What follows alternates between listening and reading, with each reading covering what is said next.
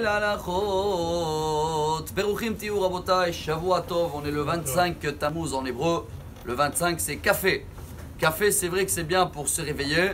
Et on a partagé un message ce Shabbat. En tous les cas en Israël c'était Matot. Et même dehors d'Israël, vous allez lire cette paracha. Et je crois qu'il faut très bien comprendre ce message qui est le plus beau message, ou un des plus beaux, de Rabbi Nachman Breslev, basé sur la Torah, Resh Ain Bet 272.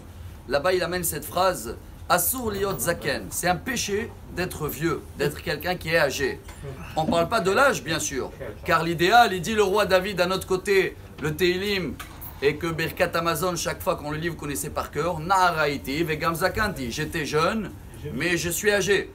Donc il y a quelque chose dans la paracha qui nous apprend comment, malgré quelqu'un qui est jeune dans l'âge, il peut réfléchir comme quelqu'un qui est âgé, qualité royale, et quelqu'un qui est âgé dans l'âge, il a l'esprit de quelqu'un qui est jeune.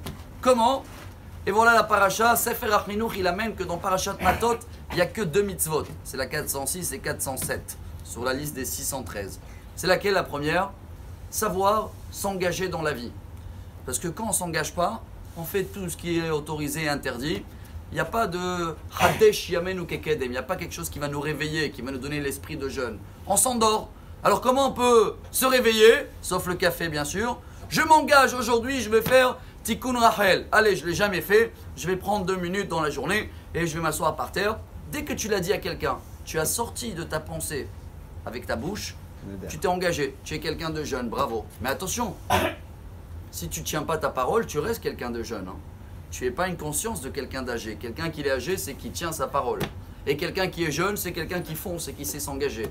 Alors le secret d'aujourd'hui, je crois que c'est un message royal qui est 10 fois mieux que le meilleur Nespresso du monde.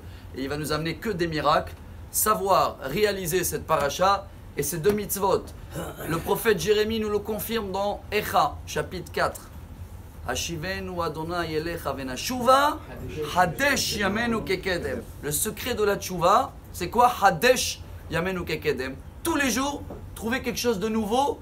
Attention, je ne parle pas des choses qu'on doit faire ou pas faire, pas assour ou moutard, des nouveautés. À quoi je peux m'engager qui va faire plaisir à Dieu, qui va faire plaisir à ma famille? Ce sera pareil dans la vie de couple.